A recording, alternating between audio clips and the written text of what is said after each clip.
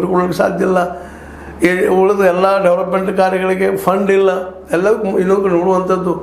ಇವೆಲ್ಲ ಎಲ್ಲಿ ಹೋಯಿತು ಅಂತ ಫಂಡ್ ಎಲ್ಲ ಖರ್ಚು ಹಾಕಿದ್ರು ಎಲ್ಲಿ ಹೋಯಿತು, ಇದು ಗೊತ್ತರ ಏನು ಅನ್ನೋದನ್ನು ಮೋದಿಜಿಯವರು ಈ ದಿನಗಳು ಉತ್ತರ ಕೊಡುವಂಥ ಪ್ರಸಂಗ ಬಂದದ. ಅದು ಕೊಡ್ತಾರೋ ಇಲ್ಲ ಮಾತು ಬೇರೆ. ಆದರೆ ಇವೆಲ್ಲ ನಾವು ಏನೀಗ ನಿಮ್ಗೆ ಚರ್ಚೆ ಮಾಡಿದ್ವಿ, ಇವೆಲ್ಲ ವಿಷಯಗಳಲ್ಲೇ ಏನಪ್ಪ ಅಂತಂದ್ರೆ ಫಂಡ್ ಒದಗಿಸ್ಲಿಕ್ಕೆ ಸರ್ಕಾರಕ್ಕೆ ಆಗ್ತಾ ಇರೋದು ಈಗ ಸುದ್ದಿ ಹೊರಬರ್ತಾ ಇದ್ದಾವೆ. ಕೆಲವು ಸೋಷಿಯಲ್ ಮೀಡಿಯಾಗಳಲ್ಲಿ ಇದ್ರ ಬಗ್ಗೆ ಸಾಕಷ್ಟು ಚರ್ಚೆ ನಡೀತಾ ಇದೆ. ಮುಂದಿನ ಏನಪ್ಪ ಇದು ಭಾರತದ ಪರಿಸ್ಥಿತಿ, ಇನ್ನೂ ಭಾರತ ಯಾವ ಸ್ಥಿತಿಗೆ ಬಂದುಬಿಟ್ಬೋದು ಅನ್ನೋಂಥ ಕಠೋರ ವಾಸ್ತವ ದಿನಗಳಲ್ಲಿ ಚಿಂತನೆ ಮಾಡೋ ಜನರು ಹೆಚ್ಚಾಗ್ತಾ ಇದ್ದಾರೆ. ಈ ಎಲ್ಲ ಡೆವಲಪ್ಮೆಂಟ್ ನೋಡಿದಾಗ ಸಹಜವಾಗಿ ನಾವು ಇವತ್ತಿನ ಸ್ಥಿತಿಯಲ್ಲಿ ಭಾರತವನ್ನು 3ನೇ ಶ್ರೀಮಂತ ರಾಷ್ಟ್ರಕ್ಕೆ ಹೋಗ್ತಾ ಇದ್ದೀವೋ ಅಥವಾ 140ನೇ ಒಂದು ರ್ಯಾಂಕಿಗೆ ತಂದು ನಿಲ್ಲಿಸ್ತಾ ಇದ್ವಿ, ಎರಡೂ ನೋಡಬೇಕಾಗಿದೆ.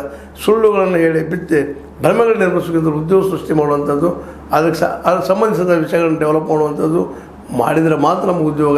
ಅದು ಅಷ್ಟು ಸುಲಭ ಇಲ್ಲ ಈಗಿನ ಸರ್ಕಾರಕ್ಕೆ. ಯಾಕಂದರೆ ಎಲ್ಲ ಕಡೆ ಸಾಲ ಮಾಡಿ ಇವತ್ತು 205 ಲಕ್ಷ ಕೋಟಿ ರೂಪಾಯಿ ಸಾಲ ಆಗ್ಯದ. ಆ ಸಾಲದ ಸಮವಾಗಿ ನಮ್ಮ GDP ಬರುವ ಸಾಧ್ಯತೆಗಳಿದ್ದಾವೆ.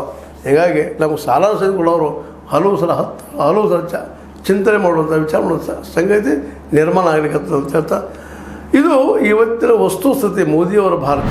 ಈ ಭಾರತದಲ್ಲೇ ಇದ್ರ ಬಗ್ಗೆ ನಮ್ಮ ಮೀಡಿಯಾದಲ್ಲಿ ಇನ್ನೂ ಚರ್ಚೆ ಆಗಲಿ, CAG ರಿಪೋರ್ಟ್ಗಳನ್ನು ಮೇದ್ಮೇಲೆ ಕೇಳಿ ಸರ್ಕಾರ ಯಾಕೆ ಕೊಡ್ತಾ ಇಲ್ಲ, ಸರ್ಕಾರಕ್ಕೆ ಬೆನ್ನು ಹತ್ತಲಿ.